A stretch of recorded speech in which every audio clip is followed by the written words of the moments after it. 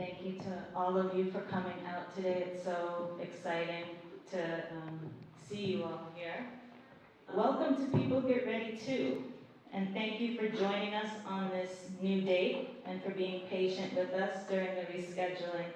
So many of you gave us really good support when we decided to reschedule after the air quality made it really untenable for us to hold this in November. And it's encouraging that you're here to work together, to assess our conditions, and to discuss plans for building more freedom and more power and a stronger left, which is why we're here today. As Isaac mentioned, my name is Rachel Herzing. I'm the co-director of the Center for Political Education, which is your host for today. We're happy to host you. I'm also here as a representative of the People Get Ready To planning group to share some reflections about the current political terrain to open today's conference. And so Isaac named all of those people. I'm going to name them one more time so their names stick in your brains and you can thank them for their work. Max Elbaum, Jason Ferreira, Michelle Foy, Greg Hong, Sarah Kirshner, Nathaniel Moore, Jason Negron Gonzalez, Isaac Ontiveros, and Maisha Quinn. So thanks to all of them for their work. And thanks also to the many, many volunteers who are doing video recording, who are helping provide childcare, who helped us think about good places to send you to get food, who are running all of the sessions, who helped set everything up today. We're really grateful for all of the volunteer labor that people have put into making this day possible. As you'll see from your program, the conference is structured in two parts. During part one, we're focused on taking stock of the political terrain on which we find ourselves.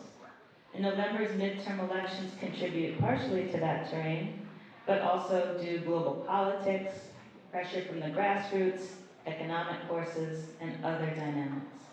We hope to encourage an assessment of the period that can think across these strains and emphasizes their intersections toward developing a rigorous analysis of where we are and how power is moving. During the second half of the day, part two in your program, we'll use the analysis from the first half of the conference to inform our sense of what we must do now and what strategies and tactics we should employ. For both halves of the day, we're honored to be joined by people whose thinking and doing we deeply respect to help guide us through the conversations.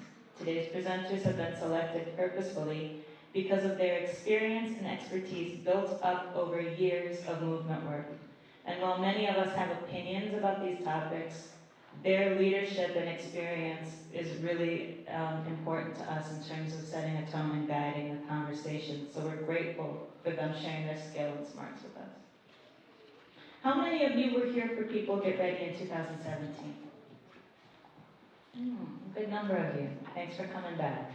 If you were here then, you might remember that that conference was the first public event that Isaac and I initiated after coming on staff at the center. It was one way of responding to the confusion and fear we heard expressed after Donald Trump was elected president. And at the CPE, Center for Political Education, we believe that our work is best done when it's rooted in a developed understanding of history and the current context, with an analysis of forces and power at play and guided by solid theory of where we should go and how we should get there. These conferences are settings for us to take that work up together.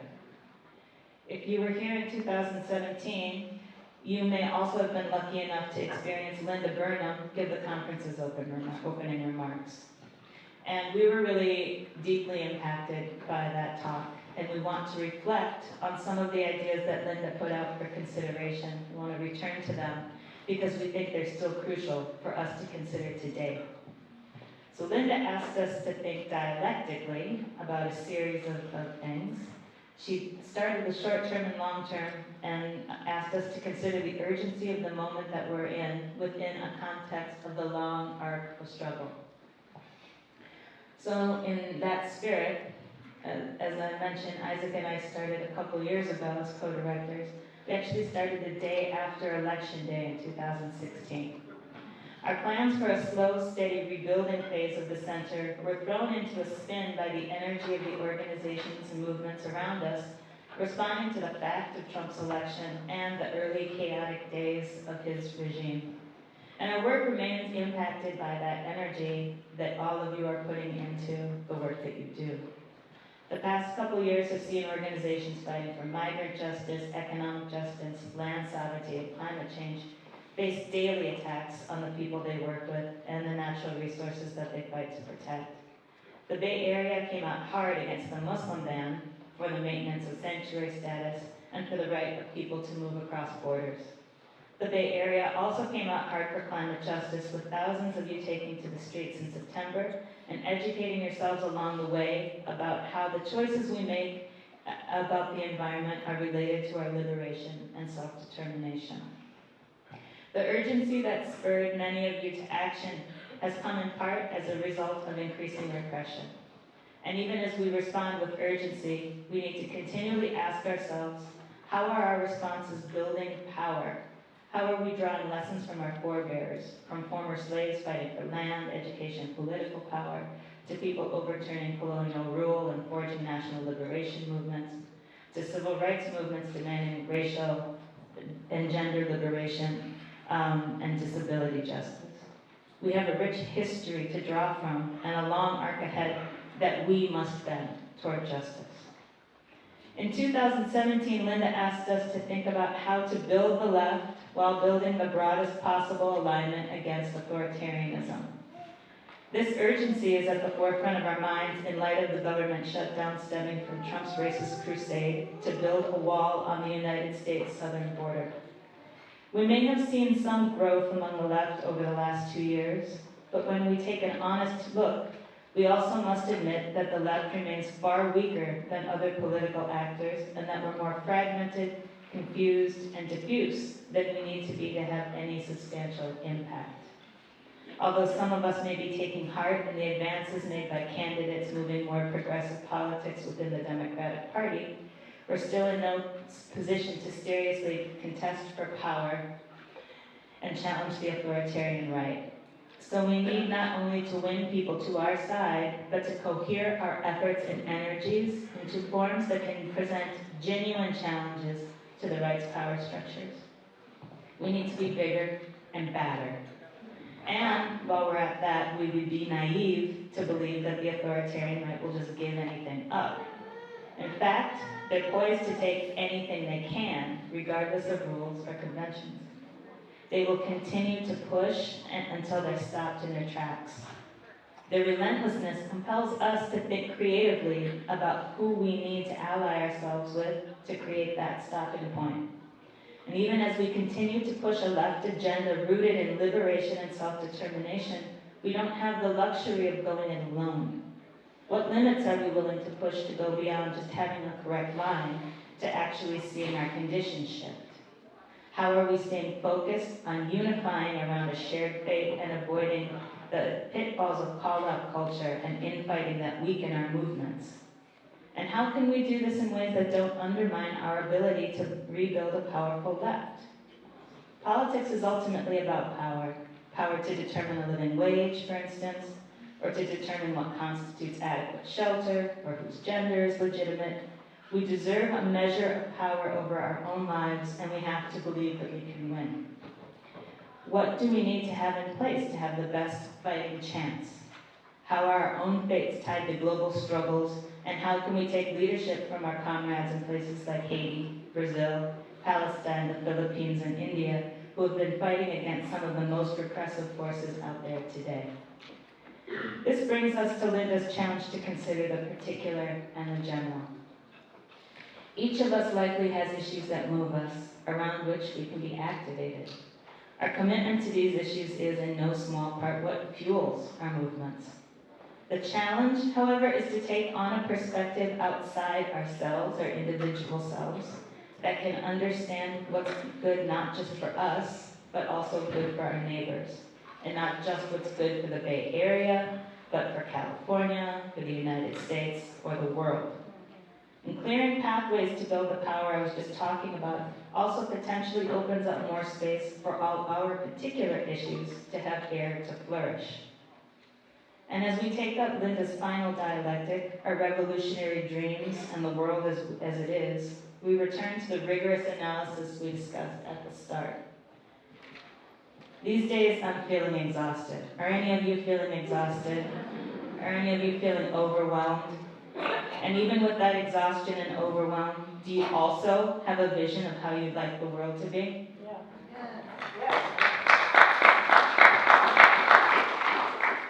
Thank you, Linda. Linda's my best booster. We need to let our revolutionary visions be our ballasts as we confront the death-dealing policies and practices that make up so much of our daily lives. These are days when our dreams need to keep us tethered to the fight rather than pull us out of the world.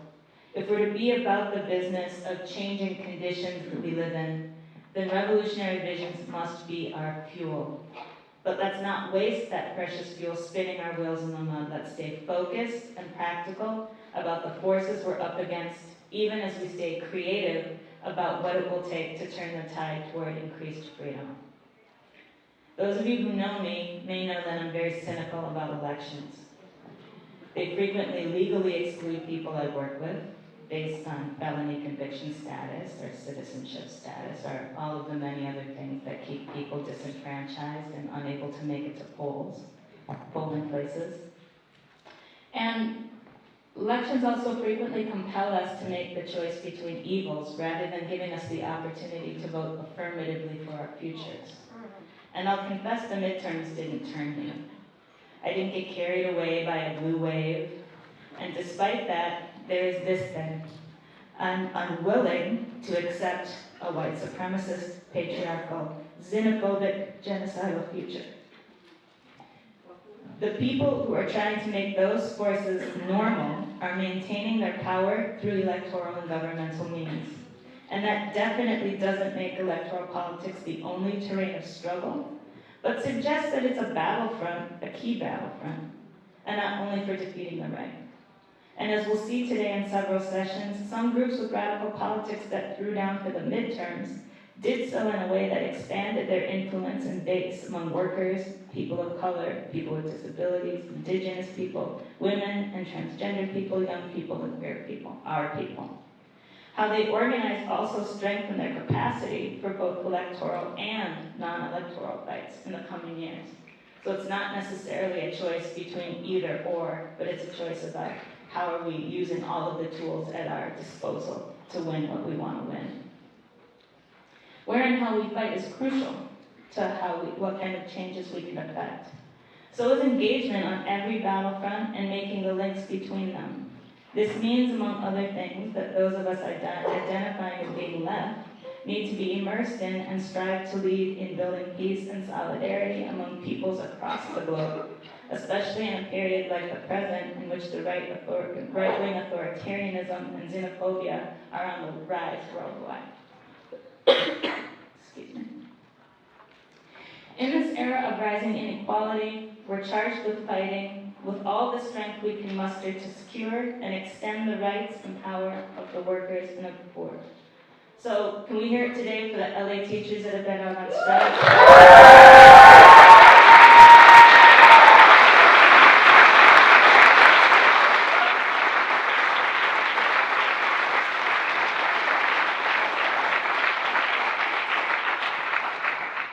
Yeah, we're inspired by them because they're on strike not just for better conditions for themselves, but to save public education and to make sure it serves the most vulnerable and the most marginalized students. With climate change threatening our very survival, defending a vital and sustainable relationship to land has to move to the top of the agenda.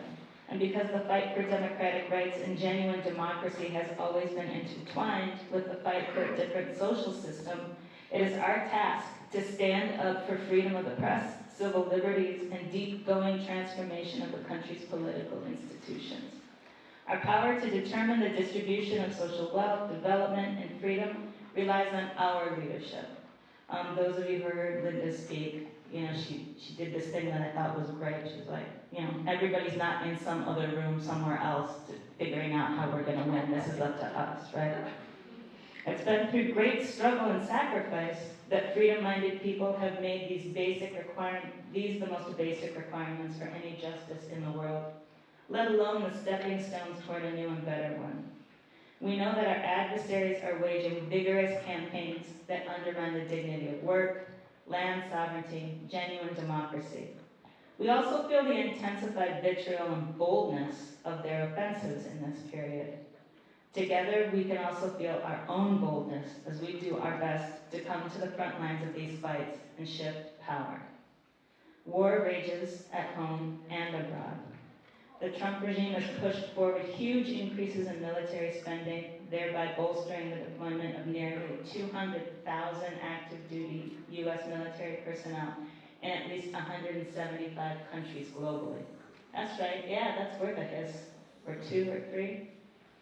Troop and air power deployment run in tandem with tens of billions of dollars annually in military aid provided by the U.S. to more than 200 governments and the training of 200,000 soldiers, police, and other personnel internationally every year. From the ravages of war in Yemen and Syria to the occupation of Palestine to intervention in Venezuela and Haiti, the so-called war on drugs in Mexico to outfitting police forces in the United States, the domestic deployment of troops along our southern border, all of those, we see the stain of U.S. militarism spreading. Against the backdrop of refugees who remain undeterred by troop buildup at our border, and by thousands of Palestinians in Gaza who continue their great march of return week in and week out, war and international cooperation are on our minds. Last year, when Trump threatened nuclear war against the Korean Peninsula, members of the Bay Area Korean community helped us understand and resist that crisis. Leaders in the Bay Area Arab communities encouraged us out into the streets to protest the relocation of the U.S. Embassy to Jerusalem, a violent act of colonial provocation. And across the U.S., resistance to ICE and to the violence of policing have been framed as resistance to domestic war-making. And in an important local victory, the Stop Urban Chill Coalition struck a blow against domestic militarism and put an end to one of the world's largest SWAT team competitions. So thank you to all of those organizations and movements. So there's a lot of good work out there, as I was just describing. And even with all this good work, we still find ourselves asking, where is our anti-war movement? And what do we need to do to make it more powerful? The Trump regime's saber rattling finds echoes in its assault against workers across this country. And despite the president's fondness for bragging about the stock market and employment statistics, these are hard times for workers, and not just for those people who have been furloughed for the past month. We feel the seismic reverberations of income disparity every day. We experience the burdens of deregulation, tax breaks for the rich. Last year's Janus decision struck a harsh blow to an already weakened labor movement, and we can expect more attacks as the right seeks to wholly capture the courts. And let's not be mistaken, the xenophobia spewed daily against immigrant people by the Trump regime and its friends is very much about dividing and conquering labor as well. Economic nationalism and white nationalism go hand in hand, and the policies of each put worker organizing in their crosshairs. Yet, despite all these obstacles, militant sections of the labor movement are fighting back. We continue to be inspired by last year's strike actions of teachers in West Virginia, Oklahoma, Arizona, this past week in Los Angeles. Do we have any Oakland teachers here today?